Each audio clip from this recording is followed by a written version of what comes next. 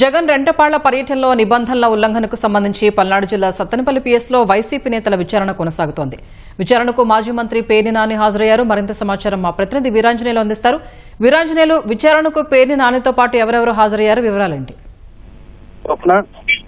వైకాపా అధ్యక్షుడు జగన్ పల్నాడు జిల్లా రెంటపాళ్ల పర్యటన నేపథ్యంలో ఉల్లంఘన నిబంధనలను ఉల్లంఘించి ఎవరైతే ఆ రోజు ర్యాలీలు అదేవిధంగా ఇవన్నీ కార్యక్రమంలో పాల్గొన్నారో వాళ్ళందరికీ కూడా పల్నాడు జిల్లా పోలీసులు పెద్ద ఎత్తున నోటీసులు ఇచ్చి అందరినీ కూడా విచారణకు పిలుస్తున్నారు. ఈ నేపథ్యంలోనే గత శుక్రవారం నుంచి అంటే 4 రోజులుగా సత్తెనపల్లి పట్టణ మరియు గ్రామీణ పోలీస్ స్టేషన్ లో వైకాపా నేతలను పిలిచి వాళ్ళందరినీ కూడా ఆ ఘటనకు సంబంధించి ఆ రోజు జరిగినటువంటి ఈ కార్యక్రమాలకు సంబంధించి కూడా వాళ్ళు చేసినటువంటి ఈ హంగామా అదేవిధంగా వాళ్ళు చేసిన నిబంధనలు ఉల్లంఘించి వాళ్ళు చేసిన ర్యాలీకి సంబంధించి వివరాలన్నీ కూడా వాళ్ళు పోలీసులు సేకరిస్తున్నారు.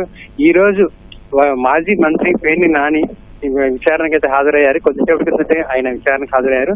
అయితే నిన్న నసరపేట మాజీ ఎమ్మెల్యే గోపిరెడ్డి శ్రీనివాస్ రెడ్డి, అదేవిధంగా తెనాలి ఎమ్మెల్యే అన్నాబత్తుల శివకుమార్, అదేవిధంగా సత్తెనపల్లి ఇన్ఛార్జి సుధీర్ భార్గవ్ రెడ్డి వీరంతా కూడా విచారణ హాజరయ్యారు. పోలీసులు పూర్తి స్థాయిలో సమగ్రంగా అంటే గత నెల 18వ తారీఖున జరిగినటువంటి జగన్ పర్యటనలో దాదాపు ఉమ్మడి గుంటూరు జిల్లాలో 3 నిండు ప్రాణాలు బలైన సంగతి తెలిసిందే. అయితే ఈ ముగ్గురు అటు గుంటూరు అదేవిధంగా సత్తెనపల్లి మరియు ఇంకో వ్యక్తి అంబులెన్స్ లో ముగ్గురు కూడా చనిపోవడం వివిధ కారణాలతో చనిపోవడం జరిగింది. అయితే ఈ ముగ్గురు వ్యక్తులు చనిపోవడానికి కారణం కూడా ఆ రోజు వైకాపా నేతలు చేసిన హడావుడి హల్చలు ఏదైతే పోలీసులు నిబంధనలు ఆంక్షలు విధించారో ఆ ఆంక్షలను పూర్తిగా ఉల్లంఘిస్తూ నిబంధనలకు విరుద్ధంగా భారీ ఎత్తున పెద్ద ఎత్తున జన సమీకరణ చేసి ర్యాలీలు అదేవిధంగా బైక్ ర్యాలీ నిర్వహించి అటు సామాన్య ప్రజలకు అదేవిధంగా పట్టణ వాసులు కూడా తీవ్ర ఇబ్బందులు కలిగజేశారు. ఈ నేపథ్యంలోనే ముగ్గురులో ఒక వ్యక్తి సంగయ్య అనే వ్యక్తి చనిపోవడం జరిగింది. సత్తెనపల్లిలో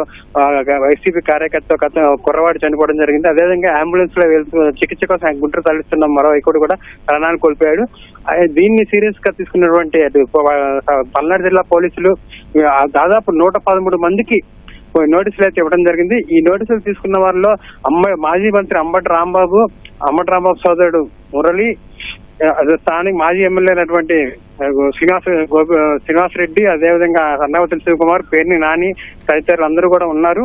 అయితే వీళ్ళందరినీ కూడా రోజుకి క్రమపద్ధం గత 4 రోజులుగా 10 మంది చొప్పున పిలుస్తూ వాళ్ళ దగ్గర నుంచి పూర్తి సమాచారం ఆ రోజు వాళ్ళు చేసేటువంటి బీభత్సమైన హడావుడికి కావచ్చు, అదేవిధంగా వాళ్ళు చేసిన నిబంధనలు ఉల్లంఘించి వాళ్ళు చేసిన ర్యాలీలు ఇతర హడావుడికి సంబంధించి పూర్తి వివరాలు కూడా సేకరిస్తున్నారు పోలీసులు. అయితే ఈ రోజు మాజీ మంత్రి పేర్ని నాని కొద్దిసేపటి కిందటే సత్తెనపల్లి పట్టణ పోలీస్ స్టేషన్ కి వచ్చారు. అయితే ఆయన్ని కూడా పూర్తి స్థాయిలో పోలీసులు అయితే విచారణ చేస్తున్నారు. ఆ రోజు ర్యాలీ అనుమతి లేకపోతే తెలిసినా కూడా మీరు ఎలా ర్యాలీకి వచ్చారు, ఆ ర్యాలీ కూడా పెద్ద ఎత్తున ఎందుకు అంతమంది జన సమీకరణ చేశారా, లేకపోతే ఎలా ఆ కార్యకర్తలు కావచ్చు శ్రేణులు కావచ్చు ఆ పెద్ద ర్యాలీలో పాల్గొనడానికి మీరు వాళ్ళని ప్రోత్సహించారా, వాళ్ళందరినీ జన సమీకరణ చేశారా అన్న కోణంలో కూడా పోలీసులు అయితే విచారణ చేస్తున్నారు. అయితే దీనికి ఇంకా పూర్తి స్థాయిలో విచారణ చేపట్టే క్రమంలో మాజీ మంత్రి అంబటి రాంబాబు మరియు ఇతర నాయకులను కూడా త్వరలోనే దేశాన్ని పిలిపించి ఈ కేసుకు సంబంధించి మరింత సమాచారం అయితే రాబట్టే దిశగా పోలీసులు అయితే ఇప్పటికైతే విచారణ కొనసాగిస్తూ ఉన్నారు. స్వప్న, ధన్యవాదాలు వీరాంజనేయులు.